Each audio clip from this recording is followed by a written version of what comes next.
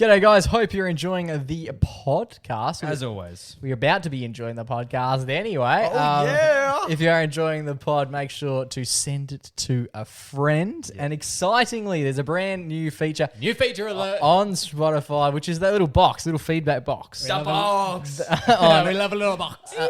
And on the on each of the episodes, you can plug away a bit of feedback for the show. So you can literally say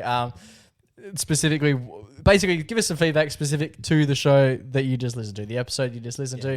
No matter what episode you're up to, ping us in that feedback, and then you can that feedback will then feature for other people who are catching up or they're listening to the episodes.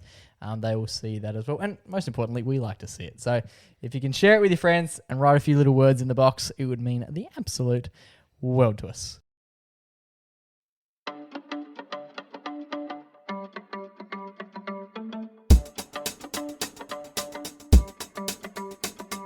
G'day and welcome to the Mac Back. We're back. My name is Jamie Kenner, and to my left this week in Oral the Man on the panel, would you say you're the biggest Essendon fan? It's my little brother Jay. How are you, boy? The biggest Essendon fan. It would be a close one between us, I reckon. And to my right, coming in at 6'1", as he does each and every week, it's the baby brother of the pack. Who we call Junior Boy. Junior Boy, how are you? I think we can all agree we're the biggest Dyson Heppell fans. Yeah, absolutely, indeed. We're incredibly excited. He's a jewel. Everyday hero. One of the very few. And he's someone we've wanted to get on the podcast for a very long time. We made a bit of a plan to do it this year, and we've fucking knocked it off the bucket list only in March. It's very exciting indeed. We are speaking of the 253-game superstar from the Essendon Football Club. He captained the club during a pretty tumultuous time, and we've been a huge fan of the stuff that he's done on the field, but more so off the field over the last decade or so. It's a fantastic chat with the king, Mr. Dyson Heppell.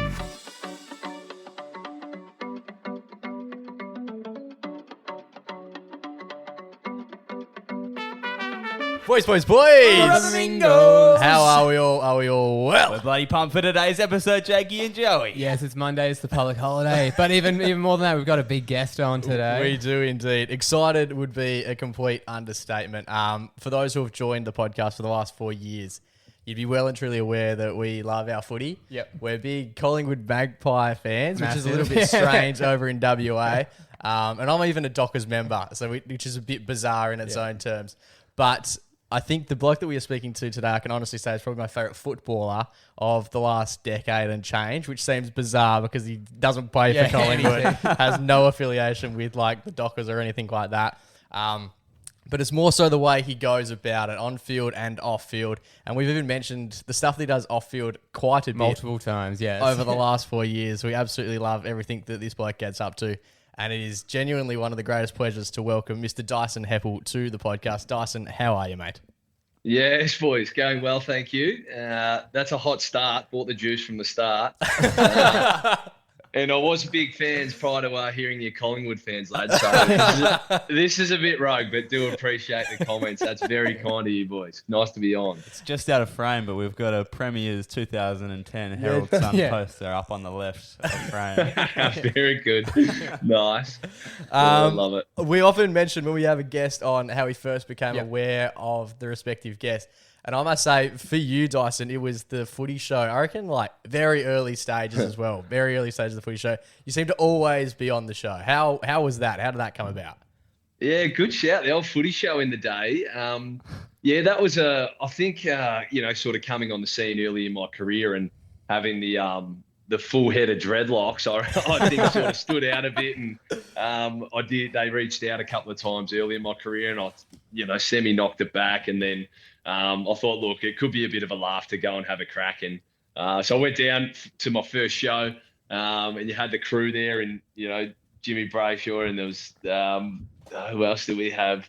Gary Lyon. Yeah, Gary Lyon and Sammy Newman. And I think I was on, one of my early ones I was on with Chris Judd, I reckon. And I was like, this is like unbelievable. Like literally growing up watching Juddy steam around, and I hadn't played against him yet at that point, and then and seen him at the Footy Show. Like, this is incredible. So ended up really enjoying it. Went on a number of times over the course of the years and talked some absolute smack on that show, but it was a great experience. That's fantastic. I wasn't actually going to mention it, but especially when we lead into footy season, I just start watching like random footy like just Footy videos, Show right? And then literally like a Footy Show episode come up literally during the week. Like this would have been like Wednesday, and I just put it on.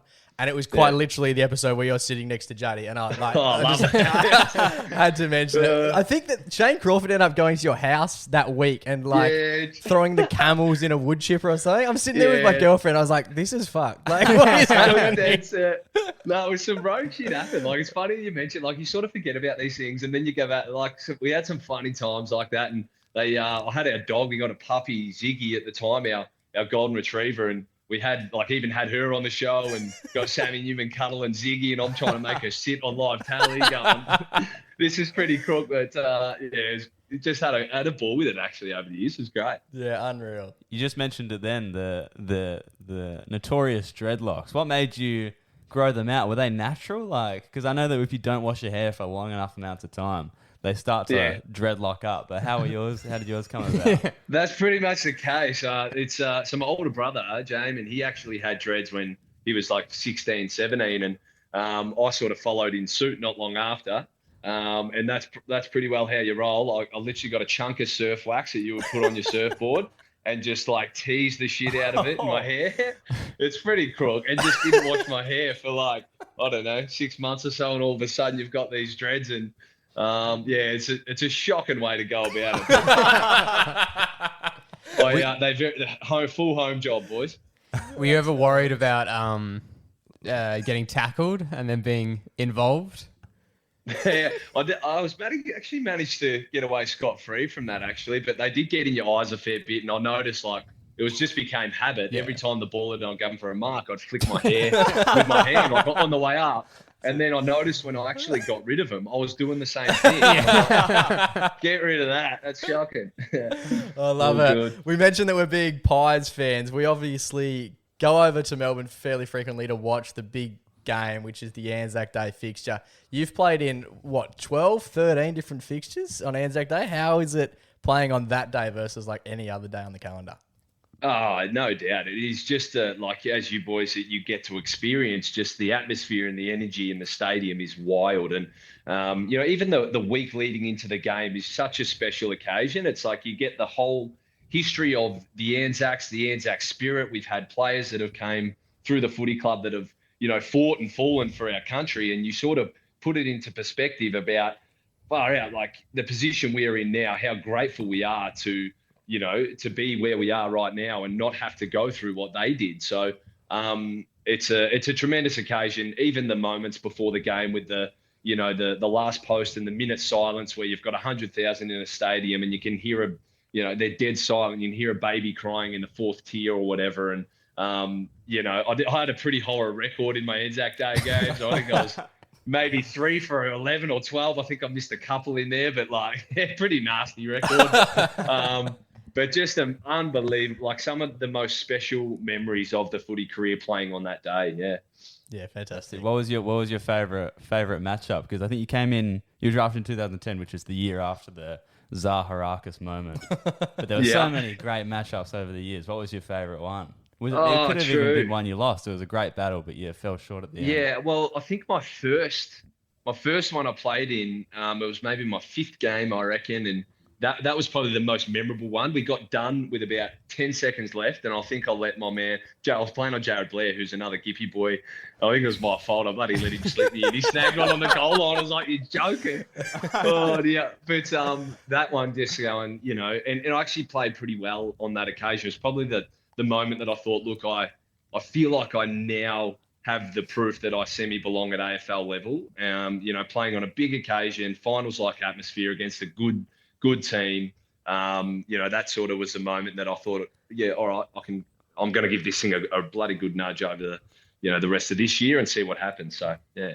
And you mentioned that was like your 5th game. How is the adjustment from playing in the sort of junior level to then all of a sudden you're playing in front of 100,000 people?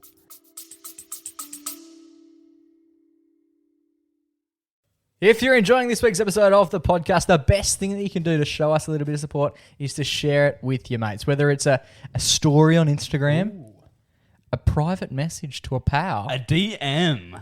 slide into those DMs, do whatever you need be, or even just like message your mum and be like, these guys, they swear a lot, but like I prefer Gmail as well. Gmail Gmail's good. Gmail's good. It's slow, like it's a very slow and formal way. I click on any link I get in my Gmail. Yeah, nice, fair enough. So yeah, chuck it on your Instagram story or send it to a mate. But whatever you do, we just want to grow this little baby pack. Fantastic. And then every week you can chat about the pack with your pack. There you go. Exactly. No, it's a great call. It's like, I remember coming into just the air of excitement coming into the preseason after you get drafted, and then all of a sudden you get to realise the enormity of the AFL environment and the Essendon Footy Club. And we have such a loyal fan base, and the excitement of playing in my first preseason game, and we probably had 20,000 rock up to a preseason game, and you're like, man, this is nuts. And I do recall coming off my first I think it was the NAB Cup series back in the day, coming off my first hit out with that. And it was like a feeling of, I just craved it again and again. It was like unbelievable, the atmosphere within the stadium.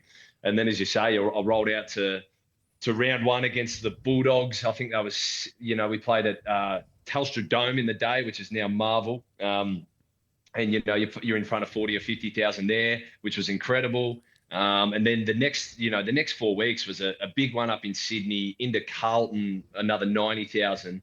And then by round 5, you're playing in front of 100,000 people. And it was just like, this is just nuts, like crazy environment to just get, I guess, thrust upon early at 18 years old. But just an amazing experience from the outset of my career.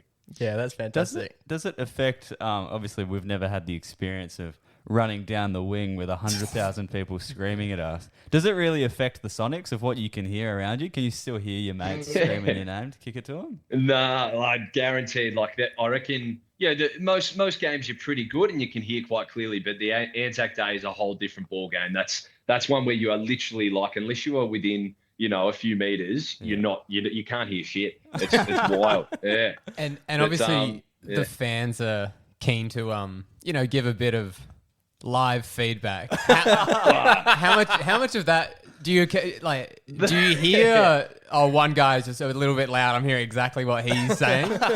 Yeah, it is true. Like I reckon it's been quite interesting. I reckon early in my career, I think I was just so locked into the occasion and the games I was in. I just could not. I can't recall any times where I was so present to the bait that they dish over the fence or guys chirping or whatever. But I certainly noticed, I feel like I probably relaxed more when there were breaks in play and if I was on the bench later in my career and tried to absorb the whole environment. Yeah. And that's when, I had subtle interactions with fans, or you could hear a guy lipping off, on the second tier or whatever. And they actually found that really funny. And it was a nice moments to have, like a bit of a reset where you can get your mind off the game quickly while you're on the bench or something and have a laugh with a fan or whatever it may be. And then you can lock back into your process from there. Yeah, that's fantastic. And being like, you played purely at Essendon, how do you feel about being like a one club player? Because it's quite a fantastic thing. Well, that's it. And look, I was a Mad Dons fan growing up too. So I had this dream of playing AFL footy, and let alone for Essendon, let alone captaining the club and playing, 253 games, which also is the exact same amount of games that my childhood hero James Hird played. Yeah, right. Like all of these like little things that have tied in. And I sort of go, I went through some shit, like some genuine horror times with the club. But I sit back now at the end of it all and go, I'm so proud to have, I guess, gone through what I did, handled it in the best way I possibly could, and go out the other side of it going, I didn't stray from my morals. I'm a loyal dude. And I gave it a good shot at the club. And look, I didn't get the on-field success that I would have liked, but I feel like the values and the culture that I tried to instill, the young guys that are coming through now, I feel will benefit from that enormously. And hopefully I've played some small part in setting the club up for success going forward.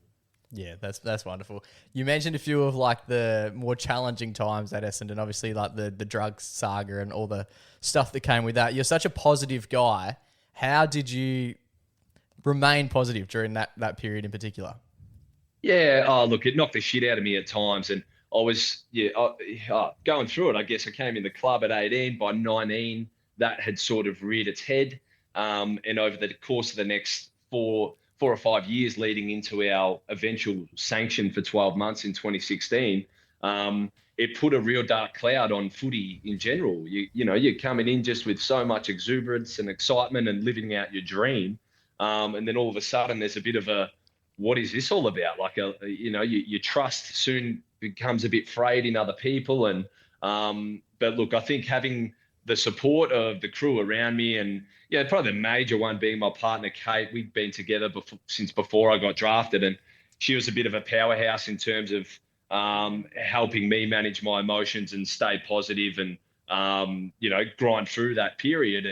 And the rest of it, leaning on all of us that had been through it together. We had a crew of us that were all in the same boat. So if we were going through it one out, it would have been a disaster. But I think leaning on each other and just galvanised us a lot as a playing group and as mates, really helped during that time. And I think at the end of it, it gave me an enormous amount of perspective that footy or whatever can be ripped away from you like that.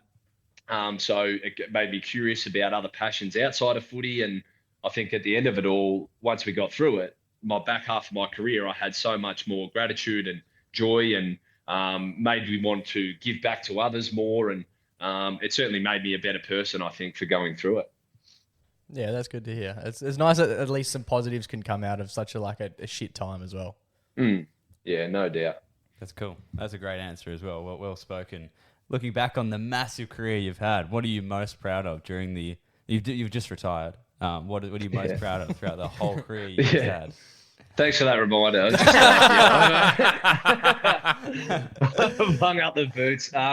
Look, I think all in all, like, no doubt I sunk absolutely everything I possibly could into getting to the most out of my career. I stayed as dialed in terms of my preparation, my diet, my mental side of it, visualization, picking the brains of some of the greats that have done it before me. And I sit there and go, look, I left nothing to chance. I gave it absolutely everything I possibly could. And I think what stands out the most is the relationships that I've been able to foster throughout the course of my career. And there's just so many special people in my life that I've met through the footy club that that I will, I guess, have these close relationships for the rest of my life. And I sit there and just go, look, I think you can be a gun footballer, you could be a jet, but if you're a cockhead, excuse me, if you are, if you're a wanker and people don't respect you or you don't treat others with respect, then I sort of go, well, what's it all worth? And so for me, I think having just fostering genuine relationships and giving fans as much as I could, and I feel like if I've been able to make a kid smile or brighten someone's day with an autograph or a high five, or inspire a kid to pursue their AFL dream, then I go, look, that's a pretty good job well done, at the end of the day for the course of my career. Yeah, absolutely. You did mention the strong bonds that you have with your teammates, and obviously staying at Essendon for the whole time. There's other people do shift around. How did you find going up against teammates who had switched clubs? Yeah, good shout. It's a funny one, that, like, because you do form such close relationships with a lot of the guys, and it's quite funny. I remember one game, BJ Goddard had just got to the club. Paddy Ryder had left after the supplement saga, and he'd gone to Port Adelaide. So we're playing Port at Marvel one day, and I remember BJ just absolutely ripping shreds off Paddy, just trying to throw him off his game. And I'm here sitting, I'm going, look, I'm semi-mates with Paddy. So I'm also like, I want to stick up him. And I'm kind of like, BJ, you're worried like more about getting stuck into Paddy rather than setting up a structure or whatever. And so I grabbed BJ and I just like drag him off, and then he was into me. So then we started gluing. And then I think about a minute later, I kicked the goal, and then Beach come up and he's like, yeah, like give me the biggest hammer. We had a laugh and got back on board, but it was like, it is funny, those little moments when you do come up against other teammates. It's very funny. You just mentioned BJ. How do you deal with like a few of the personalities at the club? I vividly remember quite a hilarious incident where I think it was him that walked into the rooms smashed all the pretzels off the table and all the lollies and everything. And just absolutely had a hissy fit. How do you deal with like a situation like that taking place? Oh, this is it. Like, and that's the beauty of footy. You've got so many different characters, and Beach was unreal. Like, he had that white line fever, but the most competitive guy, the most driven for success, but also he gave a lot to the younger boys as well, which I don't reckon a lot of guys see. So I learned a lot off Beach. We were different personalities, but learned so much from him. And that's it. It's like, I think that once I got into the captaincy and leadership positions, it was finding the growth and the art in terms of handling those different personalities and leaning on others to help in that regard as well. So, look, I love that part of it. So many different characters, and some you just genuinely don't get along with, but it's like some that are just hilarious too over the course of the career. So that is a beauty of footy, I think, and team sport in general. Yeah, all the personalities really make the club what it is, eh? No doubt. And with the captaincy, how much did that change the way sort of your week looked in terms of getting prepared for the games, and also, like, I guess as a fan, you don't really see a lot of the stuff that the captain's doing sort of behind the scenes.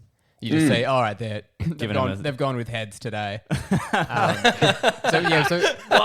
that, I had the worst run ever at the coin toss. Like, I just could not win a coin toss. Boys would rip me, like literally rip me every week when I walk back and they see the other coin. I'm going, you've got to be joking. But anyway. Would you second guess yourself and be like, I was going to go heads, so I'll go tails? Exactly. I had no plan. I should have just stuck that with heads like every week, but I just kept chopping and changing. And nasty. Continue that one. The captaincy, yes. Yeah, so how does it change? So obviously if you're just a player, you just train, get ready for the game. What extra stuff is the captain doing that us as fans might not be aware of? Yeah, it's a good call. So look, I think every club obviously does it differently, and we've done it differently over the course of my career. But when I took over the reins in 2017, being at Essendon, we've got such a big supporter base. We've got a lot of coterie groups as well that sort of want to have their input and say as well. So look, I was probably, when I took the role, I just said yes to everything. So I spread myself pretty thin. I was going to, I was doing lots of media, all the radio interviews. I'd do press conferences. And on top of that, I was on Zoom chats with, the Essendonians and coterie groups that sort of want to hear what you have to say about the inner sanctum of the footy club. And I was very willing and quite enjoyed some of those aspects. But it kind of got to a point where whenever it detracted from performance, that's when it was that gritty scenario of going, look, I just have to say no, I have to delegate, put other people up. And I learned that over time, that it's okay to say no, and really just make sure that I'm taking care of my preparation and performance before anything else. So it took me a while to adjust to it all, but in terms of being a skipper, there are those extra demands. And on top of, making sure your teammates are in a good space to get the best out of themselves. So just, I guess, being my natural personality as well, I'd sort of make sure I'm checking in with the boys quite regularly. You've got, young guys that want to catch up for coffees and pick your brain and all that kind of stuff, which I absolutely love too. So there's sort of a fair few different elements to being the captain or a leader at the club, but all part of the gig. And it does take time to learn to make sure you've got a network of support around you within the playing group to handle the demands of everything else that comes with it. You were made captain just after the drug saga had all taken place.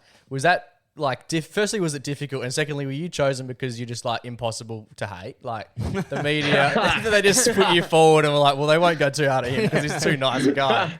Yeah, dead set. Oh, man, and look, taking over the role, it's something that, I never really even thought about it.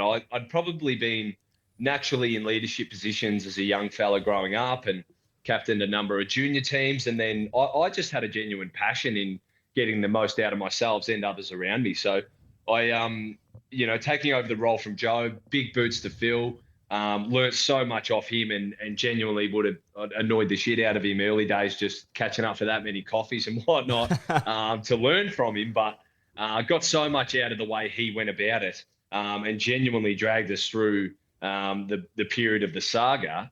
But I was in a space when I did come back to the club in 2017. I was full of energy, full of excitement just to be back, and also to have that extra nod of the captaincy. Whether or not I was ready for it or not, I embraced it and gave it my best crack early days. So yeah, it was a pretty proud moment, I suppose, in 2017. Yeah, absolutely. I'm not too well versed in the whole supplement saga, but were you guys still able to like play at a lower level footy while you guys had the year off, or was it like flat out not touching Sharon?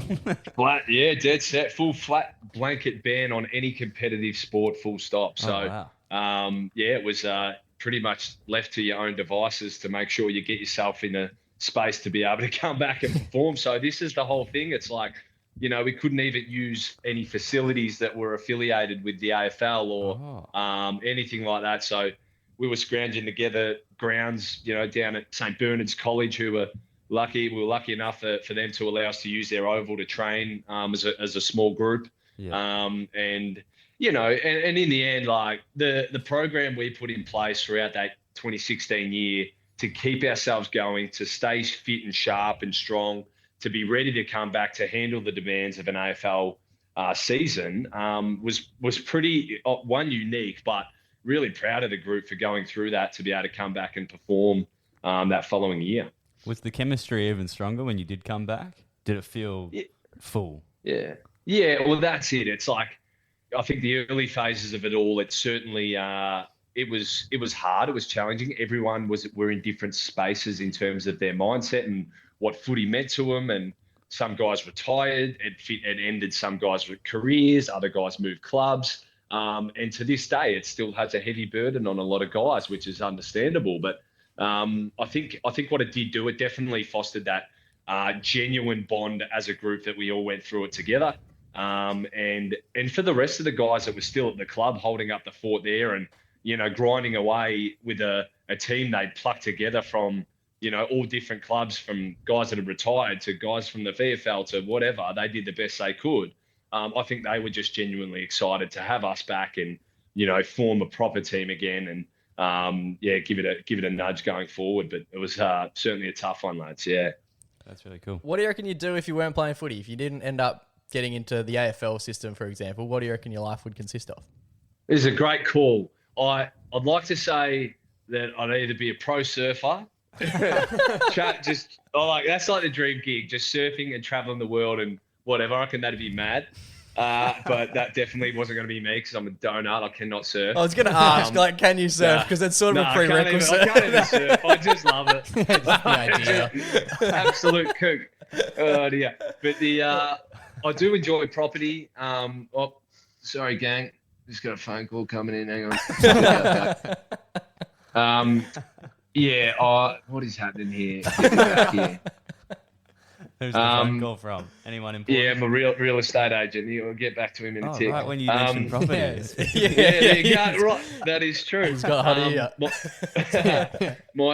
so my old man was a builder, and I actually really enjoyed going to work with him. But I think it was more the architectural side, so I didn't get any of his genetics as a builder. But I really enjoy property. So whether that may have been down the property development path or something like that. I reckon could have been me, boys. Yeah, very cool. How have you found retirement? You obviously finished up at the end of last year, and we mentioned on the podcast how happy we were that you got a farewell game. We're disappointed you didn't get it at the MCG or at Etihad or anywhere in Melbourne, but the fact that you got one, we were big on. Yeah. Brad the bastard didn't give me one in Melbourne. He's gassed me there, but look, it was an amazing, moment of reflection when I did announce the retirement. The amount of love that I received from not only the Dons faithful but the broader footy community was incredible, and I was I couldn't have asked for more in terms of what was given to me from support and just acknowledgement when I did announce it. It would have been amazing to obviously play in front of the home crowd, but also at the same time I walked out onto the ground before the game and got a standing ovation from everyone in the crowd and just had these little moments that I'll never forget. And then, it was funny. We ended up getting smacked in that game against Sydney, and I think the media sort of ripped into Brad, and everyone ripped him for not playing me, and so everyone went to bat for me. It was huge news. Like, big. people didn't not know you were retiring after you got left out of the team. That's the one. So I spoke to Brad the following day, and we were all fine. But I said, mate, I think you better play me up in Brisbane. What do you reckon? Because you have to come back next year. I don't have to come back. Yeah, exactly. Yeah, for your sake, mate. I reckon you better play me. Oh dear. So, and look, and going up to Brizzy, had a heap of family and friends come up for it, and it's one of those ones where everyone sort of says, play each game like it's going to be your last, and I get why they say it, because the amount of fun I had in that game, even though we're getting done, I just had so much fun just running amok for the last time, and just a real fond experience for the last game of the career. Yeah, fantastic. That's great. Now that you're retired, you get delving into new things. You've just got married. Congratulations. Yeah, thanks, boys. And it took 15, 16 years? Had to really get to know that she was the one first. Is that the go? Yeah, she was a dead set apprenticeship. Hey, before he was married to football. Yeah, I know. No, it was interesting. Like Kate, we got together. She's a Lancaster girl as well. As I mentioned before, I got drafted, and she'd sort of never really been phased on marriage at all. And then I thought, look, bugger it, we'll get it done towards the last. I proposed 2 years ago, another 2 years before we actually got married. So, but no, we had a ball. The wedding was unbelievable. Little 3-day mini festival it was. So, so much fun though, and all going well in married life so far, lads. Unreal. It looks sick. I've been with my partner for 12, pushing 13 years. Like from high school, probably similar story to you. Yeah. So it's like, it's nice to see that you took your time. So like, you got two left. Yeah, I can lean on you and be like, I'm just following what Dyson was doing. He seems like he had it made. Perfect. Obviously, you're repping the Haytch merch at the moment. Can you tell us a little bit about give us an introduction on who Harrison is and how you guys met and now evolved into, some pretty cool things. Good stuff. Now, this one, look, I think this has been probably one of the biggest and most special things that have come out of footy for me. And so I guess the backstory, my grandmother, my Oma, passed away from a condition called scleroderma, which is an autoimmune disease. And when I got drafted, I became an ambassador for the Scleroderma Foundation. There wasn't much known about it. There'd been small amounts of research pumped into helping find a cure, but I wanted to try and help as much as I could to put a platform to it. And through the foundation, they introduced me to little Harrison Pennicott, known as Haytch Man. He was 5 years old at the time, mad little Dons fan.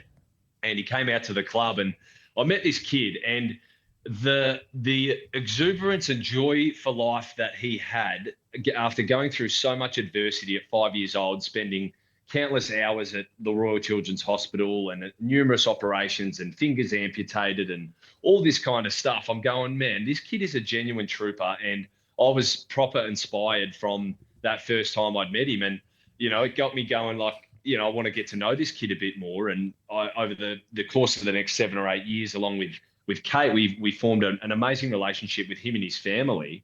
And it got to a point I was like, look, how can we try and impact this kid's life as much as we possibly can?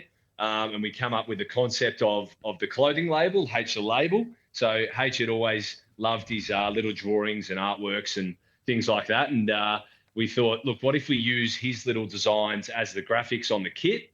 And then, we got him to write a big bucket list of stuff that he wanted to tick off in his life. And the proceeds of the sales helped go back towards pumping out his bucket list items. So it's been an awesome project, has so much fun with it. And I think giving at the end of footy and hanging up the boots, has given me a lot of meaning and purpose at the back end of that as well. So loving the journey so far, boys. Yeah, fantastic. I think we definitely did mention the relationship you had with Harrison. I reckon about pushing 3 or 4, definitely 3, maybe 4 years ago. Yeah. Nice. Namely when you come out and he tossed the coin for you. You and Max, you were in the middle.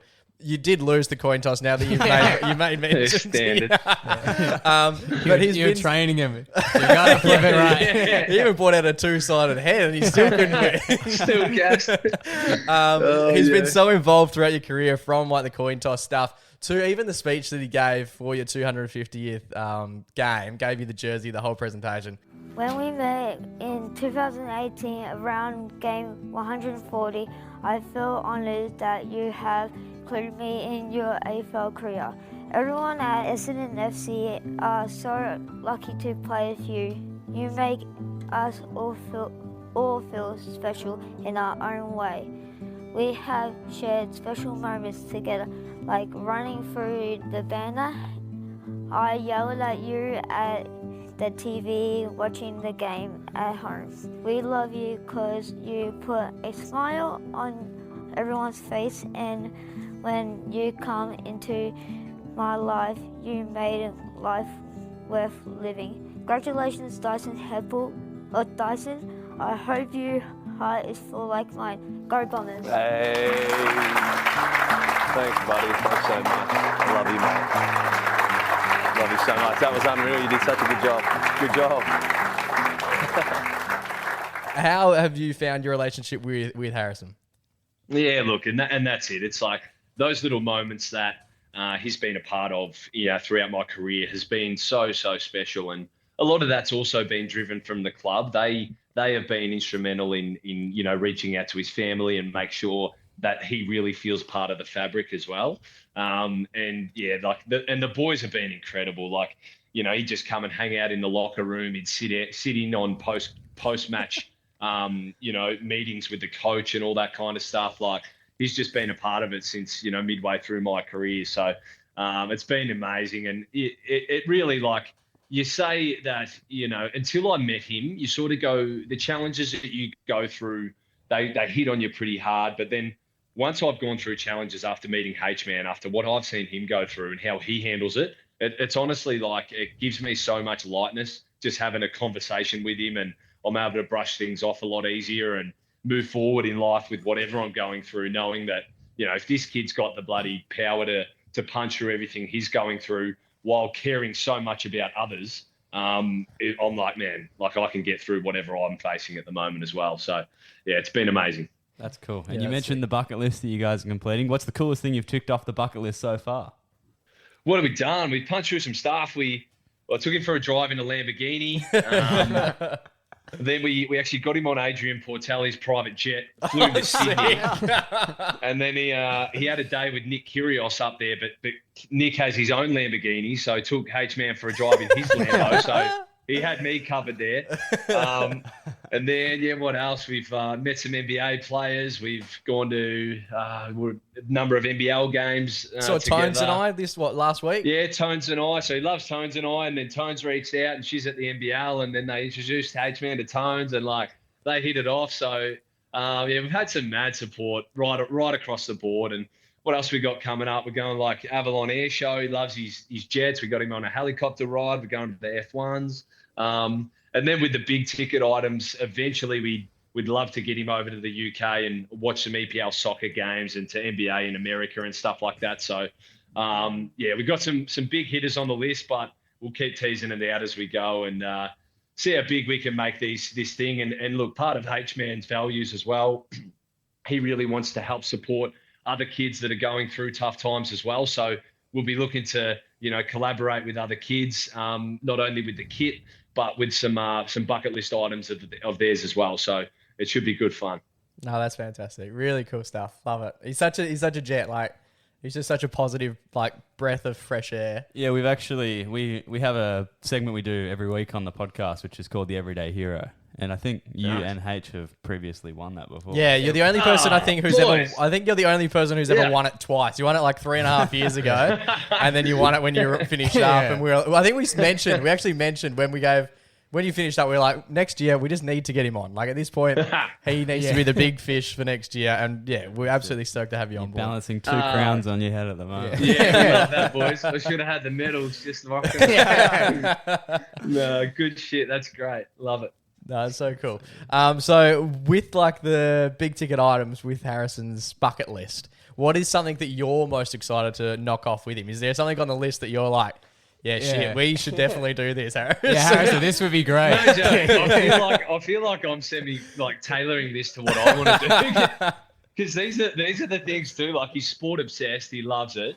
And so it's things like that. I reckon if we can eventually get into America and go and actually tour some NBA clubs and potentially meet some of his heroes, which are my heroes as well, just on the side, would be incredible. Just moments like that would be cool. But look, even even our funnest times, are literally just hanging out. These big bucket list items are incredible, but just chewing the fat with him and kicking a soccer ball around the park or whatever, some of the funnest moments too. So, yeah, love it all, boys. Nah, it's fantastic. And obviously, everyone listening, go to the website, pick up some Haytch stuff. It's absolutely fantastic stuff. It's so cool. You, yourself, and even Kate is well and truly on board. She seems to be loving her time repping the stuff as well. It's sick. Yeah, no doubt. Like, Kate's the backbone of this thing. Like, she's the savvy business brain. So she's holding up the fort in the background and probably doesn't get the acknowledgement that she deserves. So mad shout to KT for keeping this thing running. Absolutely. So that's been great. And look, the support we've had around, I'm actually sitting in the offices of a company called Saucy, who are based here in Melbourne in Cremorne, and they've helped piece this vision together. So we came to them with the idea, and they've sourced, literally called Saucy, they've sourced all the best factories around the world for us to help get the garments made and help bring this whole piece together. So mad shout to Saucy for helping us with this as well. What's your favourite piece that you guys have done? Oh, favourite piece. Actually, what are we running here? Probably the heli tee was pretty sick, this one. This was off the back of all the proceeds went to his helicopter ride that we did. Oh, sick. This one, he's got a little helicopter, and part of it being like a holiday type thing. Got a big palm tree. And Haytch does all the designs, hey?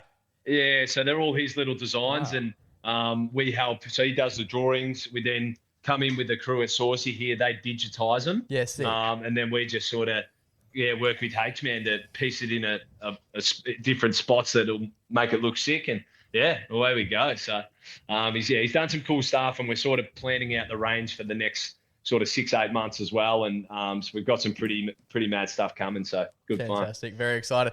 You won't want to pump your own tyres, but we mentioned your hair earlier, and we've mentioned the scleroderma, awareness cause and everything to do with that. You cut your hair made 30 grand and donated it to the Scleroderma Foundation, which is just a massive thing. What sort of went into the planning behind all of that?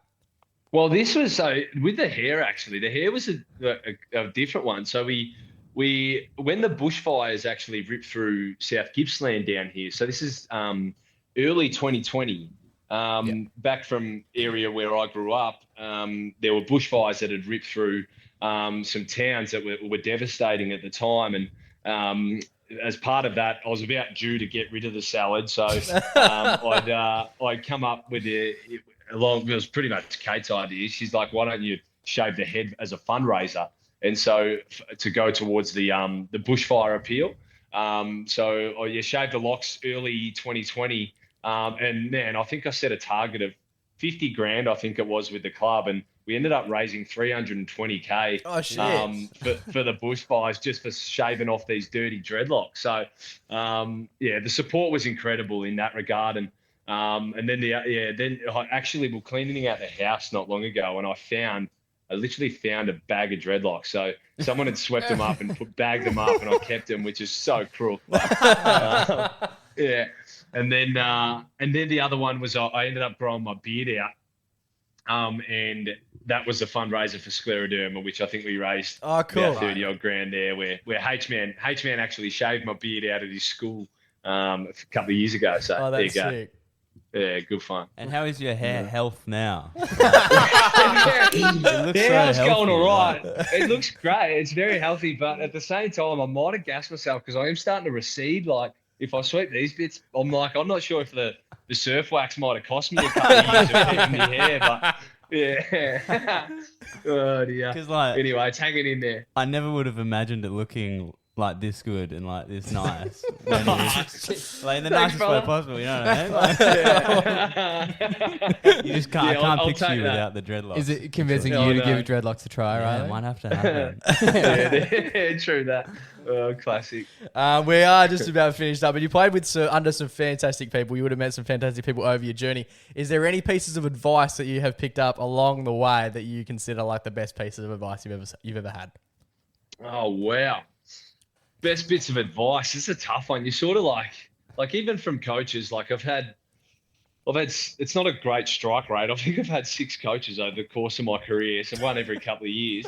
And you learn so much from each of them, form great relationships with a lot of them. But I think for mine, you know, not so much advice, but what I did see and what I felt resonated the most with me were the guys or the coaches or the leaders that had that great ability to foster really strong relationships, but also be able to have serious conversations and just be willing to be vulnerable and open themselves up and have a deeper chat and just get to know each other on a personal level. So, you know, from a footy sense, you would have, I feel like, a greater understanding of each other. You felt like you wanted to play for them. But even more so off field, you were just there for them, whether that be a teammate or a coach or even just a mate in general. I think that's been a big piece of mine is the crew that I've met that have been willing to be so open and vulnerable with where they're at and what they're feeling, what they've been through, has sort of made a real impact in terms of the way I go about things. So, yeah, it's been good. You've mentioned like the gratitude, visualization, and joy as things that have sort of helped you through your career. Are there any other things that are not, I guess, the traditional, like what a footballer would do that you've sort of got the most benefit out of? Yeah, great call. I think a big one for me. I got into meditation early in my career and really enjoyed my own sort of practice of a morning. And then that become, you know, far more mainstream for footballers to go further and further into meditation and the quality of the mind and being able to stay present. And then more later through my career, I got right into breath work. So I was doing a lot of breath work sessions and now do my own sort of morning practice with breath work and meditation. And then your standard ice baths and that, which I continue to do. So, I probably went a bit ham on the ices. I was going every morning straight out of bed, and even pre-game, I was like, before I'd get to the ground, I'd get in the ice bath before a game, just to more help calm the mind. I'd then take the kit off at halftime, into the ice bath at halftime, fresh kit rolling back out after that. So, I went a bit full noise in the ices, but Do you have time for that? Yeah, I know it's a quick here. I think it allowed me to skip a meeting or two. Which I but yeah, look, I was just so open to exploring different modalities and seeing which how many benefits I could get from certain things. Cool. It's cool to hear that you're continuing to do them now that you've stopped playing footy. It goes further than just being ready for the game, but being ready for life. Well, that's it, and that's probably what I did find. I was like, this is having obviously the physical impact in terms of performance, but it was more so the mental side of it and the discipline to it all. And there's certainly something that has helped me just in life in general now too. We have a lot of young people who listen to the podcast. Can you throw your mind back to when you were a young person and knowing what you do now, having been through the career that you have and now coming out of the AFL career and looking on to do bigger and better things, what sort of advice would you give to a young Dyson Heppell? Oh, young Dyso. Look, I'd probably be like, at the end of the day, you'd rather go through challenging times and experiences that are going to help you grow and face them with as much energy, as much grace as you possibly can, knowing that you are going to learn a shitload and grow from it on the back end. So don't hope for a cushy, smooth life. I think the time we've got, just go and have a good dig, and whatever challenges pop up along the way, nearly be grateful for them, because you're going to be a better person for it at the back end, and be able to handle more and more things throughout the rest of your life. So I think I'd just say go and have a good dig, and you've got everything you need to face whatever pops up. So yeah, fantastic. Go get them. I think that's a really nice note to finish on so as too. well. Dyson, thank you so much for being on the podcast, mate. As we may mention too, you are the first and I think only dual Everyday Hero winner. So it is truly a privilege to have you on the podcast. Before we do finish up, with every guest that comes on the podcast, we give them a MacPack VI Pack cap, which is basically just our black cap, but it has an embroidered number on it. So you're coming in at number 31. Nice. So you're joining 30 odd other people who have been on the podcast over the journey. And we've got another little white hat here. We'll get one out for yourself. And we'd love you to give one on to H Man as well. So this is like boys. our regular little MacPack cap. But yeah, we'd absolutely love to give Big H Man one because he's brought us a lot of joy over the last couple of years as well. I love it. Thank you so much, lads. And we'll have to do a little swapsy, I reckon. I'll send some merch over, some H kit. Hell yeah. We'll get the lads rocking it, I reckon. That'd be elite. Unreal. Sure. That'd be fantastic. Mate, it's been an absolute pleasure. Thank you so much for being on the podcast. And thank you for being yourself as well. Like, I think that's one of the biggest testaments. I think a lot of people would consider they would have like preconceived ideas about what a footballer is. And I think you breaking them each and every day, and you have done your whole career. And that's something definitely that we have noted here on the podcast. That's why I've given you such a big pump up, mate. You're just a lovely guy. More than a game. Oh, that's amazing. Good on you guys. Thanks so much. Thanks for having me on. You're a What a superstar. pleasure. Thanks so much, mate. Thanks. Oh, yeah. Thank you. Yeah. See you, gang. What an absolute superstar, Mr. Dyson Heppell. Probably one of my, I always say this, one of my favourite guests today by a distance. The favourite guest is always the last person on. No, he was so cool. He was like exactly what I imagined he would be, which is fantastic. You know, the whole like don't meet your heroes sort of situation? Yeah, but Don't meet your heroes, but meet your Heppels. yeah, he is a superstar. He's a really genuine guy. Like he's literally everything that you imagine he's going to be. Yeah. Like in the chat, at no point where we were like, oh, I don't know. Like It is funny talking to like pro athletes and stuff. Like we asked him what his dream job would be aside from footy, and he's like A pro different surfer. sport, yeah. And like, are you good at that? He's like, nah. So they're just like us, you know. Like I do think that like give him 2 months though, and he probably would be like, Yeah. it wouldn't take much for him to transfer his skill set. Lovely guy, fantastic stuff. I really appreciated him chatting about all the stuff he's doing with Harry as well. It's just so he's just a jet. yeah, it's cool. I like getting the behind the scenes stuff about stuff about footy that you might not know. Yeah, and I he's like very open with it. Like a lot of people, I guess once you're retired, you can be a bit less guarded. Yeah. But like he's a captain of an AFL team for fucking like 5-6 years. Like, He knows what's going on. and my favorite thing is when we message, we don't message too many people. We only really message people that we really, really want on the podcast. Yeah. And Dyson's someone we've made mention to many a time over the last 3 or 4 years, but in particular over the last probably fortnight that we've won on the podcast. He got back to my message within 13 minutes. Because he's a fan. to the point where like I was unaware that I'd even sort of sent the message. That's good. He got back to me You're there. in a fugue state.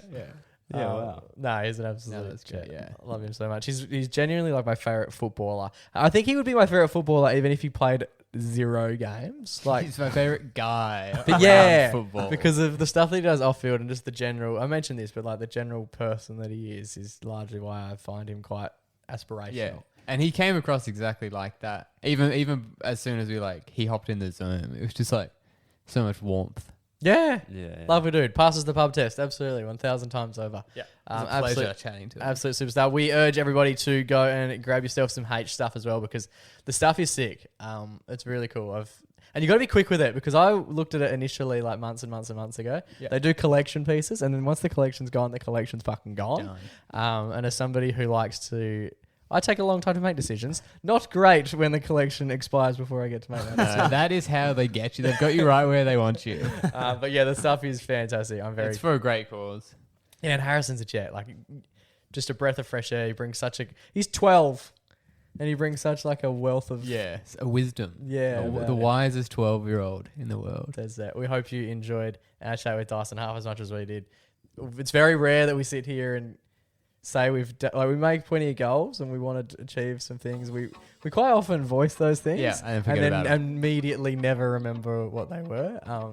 But to get Dyson on, we mentioned it last year that we wanted to get him on, so to actually fulfill our one obligation to some degree and to check that off is genuinely Job's done. We've We done can it take the year off. right before the AFL 2025 season starts, just to get you really excited for what's to come. Absolutely. Boys, it's been an absolute pleasure. Thank you so much to Dyson for jumping on. Until we do this time next week, stay safe, stay blessed, and always remember to Go give your mum a hug. ciao for now, but not forever.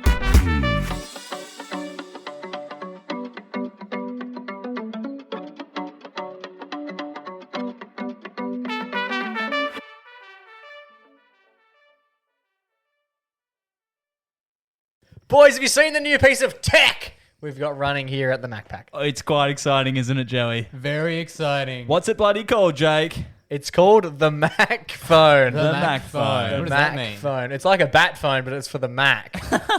That's right, guys. We've got our own bloody text and call line 047 30 30 88 0. And we want you guys to get in contact at any point that you choose to. It might be Tuesday lunchtime that you're listening to this. That's right. It doesn't have to be live. No, it doesn't. You could just text us right now. Tell us what you're having for lunch. That's all. That's all we care about. You might be walking home and you see a weird thing happen on the street. Text the Mac phone. And we won't get back to you, but at least we'll know about We'll it. definitely see it. And we could talk about it on radio as well. So that could be Or good. the pod. If you really want to be involved, that's Saturday mornings, 8 to 10 a.m. That is when We're on call. we're on call and on air. And that's 047 30 30 88 0. But you can hit the number absolutely anytime you want. Any questions, any queries, any way that you want to get involved with the show, just fire it through. 047 30 30 88 0.